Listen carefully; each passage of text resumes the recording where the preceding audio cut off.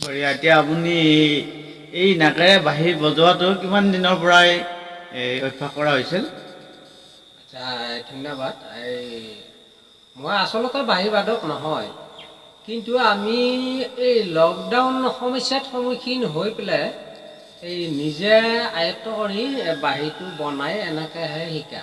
আৰু ধৰক মোৰ এনেকৈ বাঁহী বজাই থকা সময়ো নাই, কাৰণ কিয় ডেইলি হাজিৰা কৰি খোৱা মানুহ যিহেতু আমি এতিয়া বৰ্তমান গোটেই সময় নাপাওঁ।